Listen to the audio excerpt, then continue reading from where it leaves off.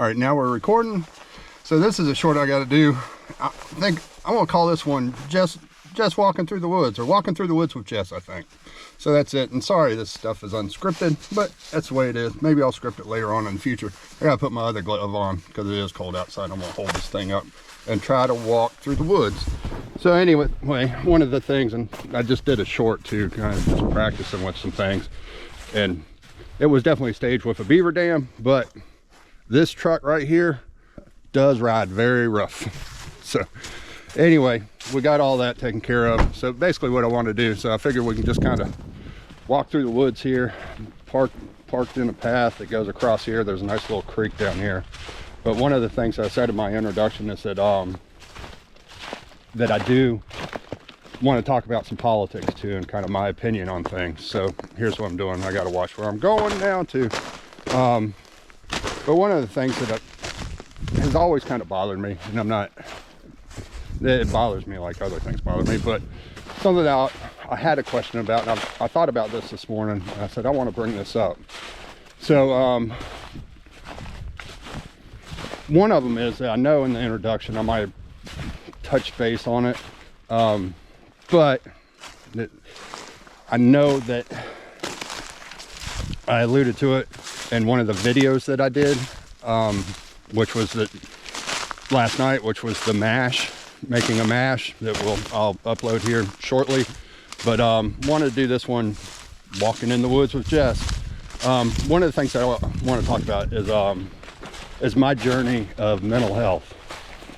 Yeah, I'll try to, if I get emotional, I'll edit this shit right out. But anyway, one of the things is, and I guess, oh wow, here's some coyote tracks. So anyway, so I'm walking across this nice little bridge here, slick, don't fall off the side of it. But this is a nice little creek here. It's kind of cool, as you can see. So anyway, to get back to it, my journey on mental health. I'm now 51 years old, and I have struggled. I've been too much of a hard-headed person too, with mental health, between depression, attention deficit disorder, and anxiety. Apparently, so I said, I've basically dabbled in trying to get help, but now I'm really trying to get to a place where I've got a psychiatrist doctor that I can go to, and I feel like I can finally tell the truth or explain exactly how things are and what they feel to me, because it is the environment in this country is not conducive for people like me to get help, period. So hopefully this will help some people, but there's also some politicking going on here. So, but you're going to be along with my journey in mental health and dealing with depression and the attention deficit disorder and everything else. And this is one of the things that I've always wanted to do, was be able to do this and kind of get my thoughts and opinions out there, maybe share some of the things that I do. I've have in the past too, but anyway, this is what it is. So, but as you can see, this nice creek here in this woodlands and wetlands are here in the great Commonwealth of Virginia. And our governor right now is Glen Youngkin, and that guy has never struck me well. I just, I don't know, it's just an animal instinct, I guess. I just look at him, I know I don't like him. I know you shouldn't be like that, but that's the way it is. I can see, and a few of the things that have always bothered me about the guy, and where he used to work, was he was the ex-co-CEO of the Carlyle Group, which is one of the owners is David Rubenstien, which is a big Democrat, so-called. So anyway, but there seems to be a lot of collusion here. I don't know. This is my opinion. These are the inferences that I've drawn, and these are mine and mine alone. These are my opinions. But it is interesting. I've tried to explain it to people before, but I think most people, as most of the things that I say, people kind of glaze over sometimes. So And I know that's just a part of being me and the chaos that is. So, but with Glen Youngkin, something that bothered me is that I couldn't believe that he won the governorship here in Virginia, because I don't know how you could not defeat the guy. I mean, he was so defeatable, and I don't know, Terry Mcauliffe, Democrat Party just said, hey, Glenn, go ahead and have it for us, because we're not going to go after you at all for any of your misdeeds. And there seems to be a lot of them, but these are the inferences that I draw. So one of the things is that I know this has been in the past and you don't hear about it much in regular media or mainstream media, whatever, and all the inferences that are drawn by that now and all the bullshit conspiracy theories. But anyway, that's another story for another time. So, but one of the things is that he was a co-CEO for the Carlyle Group. It's a private equity firm, and you will get to learn my opinion on private equity too, because I think they are an evil scourge that walks the earth right now that needs to be done away with.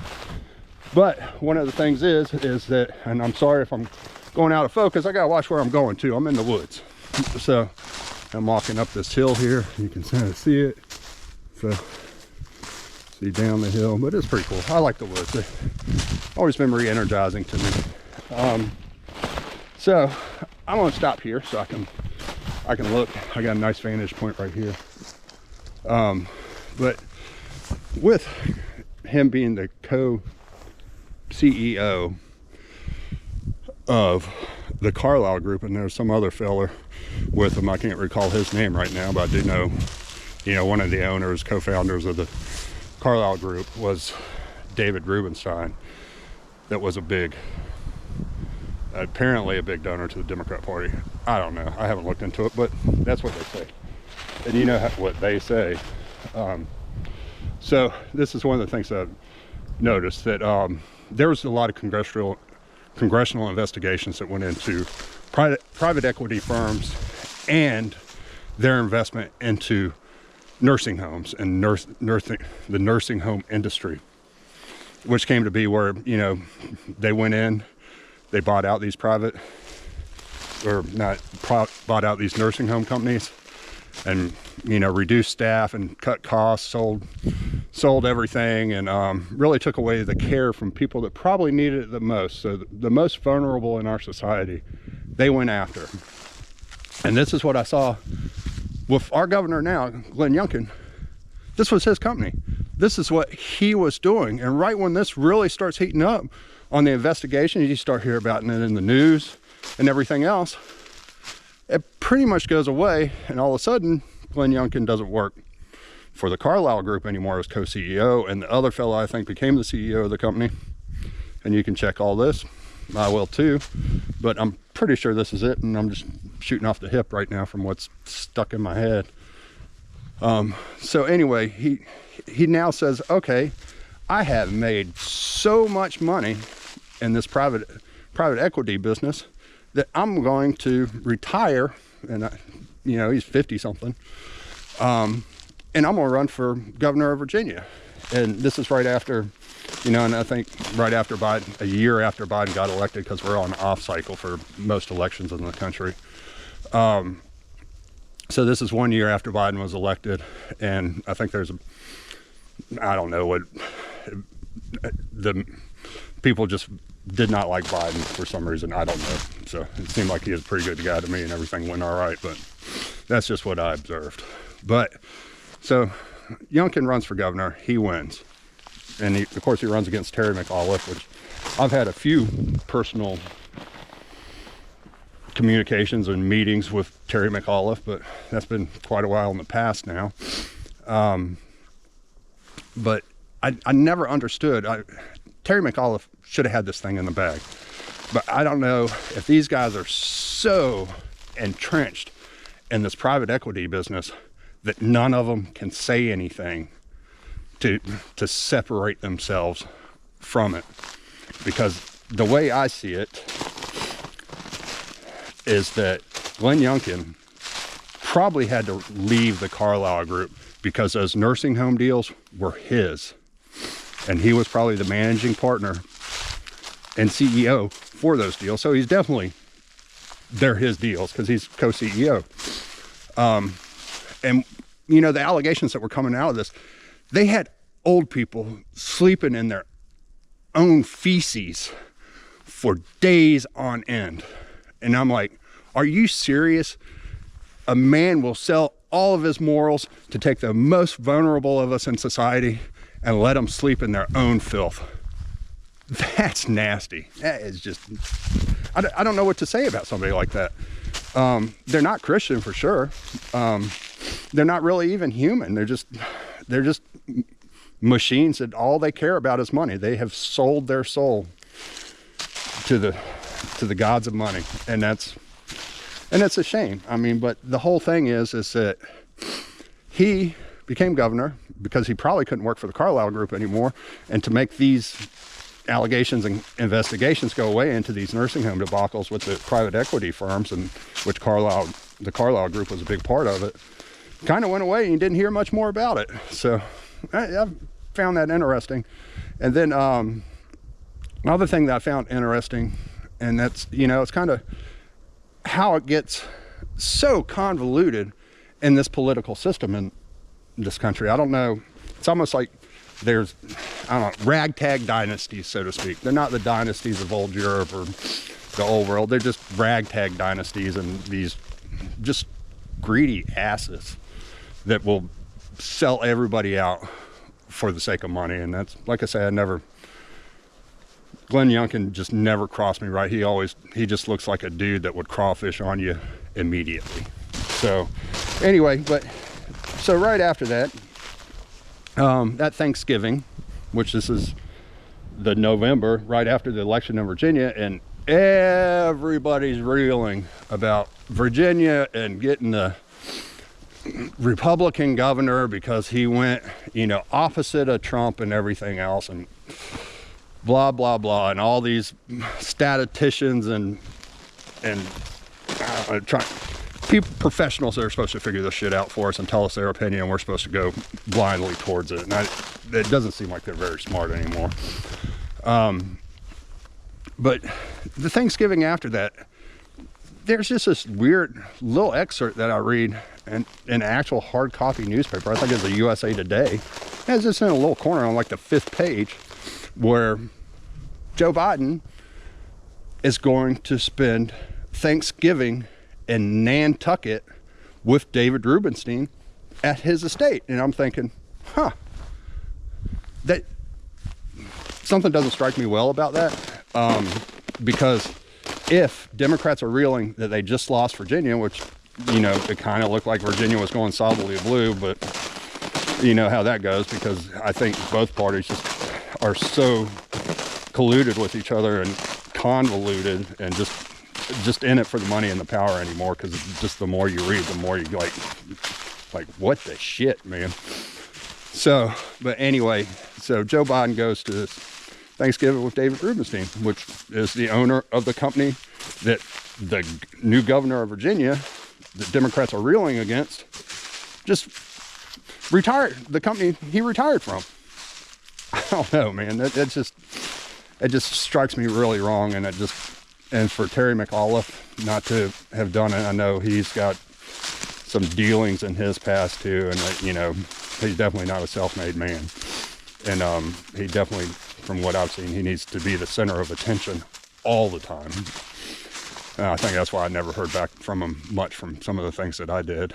But it's just interesting that he couldn't have won. This is a guy that had deals with a private equity firm that made old people, the most vulnerable in our society, sleep in their own fecal matter for days, and just didn't give them a care. They couldn't get to the hospital, couldn't get the drugs to them or anything else. And now I'm supposed to believe him as our governor really cares about us as people. I'm gonna have to call bullshit. I don't like the man, and I think the whole thing just really reeks to high heaven.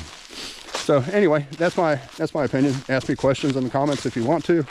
I can probably elaborate a little better. Like I say, I'm not scripted. Right now, probably, you know, as we evolve in this thing, I probably will, but that's it. And like I said, I put a Facebook post today to hopefully direct people to the channel and say, you know, I'm probably going to piss everybody off. So congratulations, but hopefully we'll have some fun doing it too, and we'll build some things, learn some things, and hopefully show people some skills, and we can talk about things and all that. And one of the things also that I think could be of interest to people is the journey of mental health, and coming from somebody like me. And one of these things, and I will leave a link to it in this post if I can figure it out. But I subscribe to another channel. It's called the B1M. It's kind of a construction channel. Guy speaks with the British accent, but he seems to be a pretty knowledgeable guy in the construction industry and everything else. But one of the things he's become a big advocate on, and that I saw one of his programs probably a year and a half ago, was on depression in the skilled trades and construction. And it very much, I think it has, you know, it made me look inside of myself quite a bit to say, hey, I've suffered like this, and I've been in the trades and construction, mechanics, electrical, my whole life doing this stuff, and I have suffered with this depression pretty much my whole life. And besides the, you know, the attention deficit disorders and the anxiety and everything else, it's so I really want to give a shout out to that guy. I'm definitely going to put a link to it. I can't think of his name right now. I know his site, his channel on YouTube is the B1M. Very interesting channel, a lot of other things too. He has a great way of explaining things and really, you know, giving you the inside and full perspective of the construction business from start to finish. So anyway, I definitely put a link to him, and I want to thank him for probably helping push me to lead me down this journey for my own mental health first and foremost, and probably to go ahead and start this channel that I've always wanted to do, or something similar to this for a long time. And I was always kind of scared to, because, you know, I was worried, oh, what if somebody sees this? You know, I'm doing work here, I'm working on somebody's boat here, I'm building something here. Somebody sees this and doesn't like it, and I won't be able to get any work. But, you know, like I say, that was a fear. So I've had to get over that fear. And so now I am here, I'm doing it. I'm jumping off this bridge right now, and we will see where it goes. Thanks for watching, y'all. And look forward, I'm gonna drop a couple more videos today. One, made some mash to do some evaporated projects last night, and also I'm getting ready to go and grout a shower stall and tile floor that I just finished the tile on, so I've got to grout it in. So I'm gonna take you along that journey too. And then there's also one I did a while back that I had to rebuild. I bought an old bandsaw I had to rebuild so I could resaw a bunch of 2x8 lumber into 1x8 rough cut siding that had the straight saw blades on it, saw blade marks on it that a bandsaw gives, but not too rough, like it came out of a bandsaw and not a bandsaw mill. So anyway, I'll be dropping those here pretty soon. I'm gonna try to get this one up and going right now. And I gotta take my glove off because it's cold out here. I'm gonna take this glove off to stop this video, grab my phone here. Whew, my hands are numb. Here we go. And I can tell you, touchscreens were not really made for the construction business because they hardly ever work with cold hands. Thanks, guys. Thanks for watching, and hopefully you enjoyed it and will follow me along this whole path and journey. Thanks. Bye.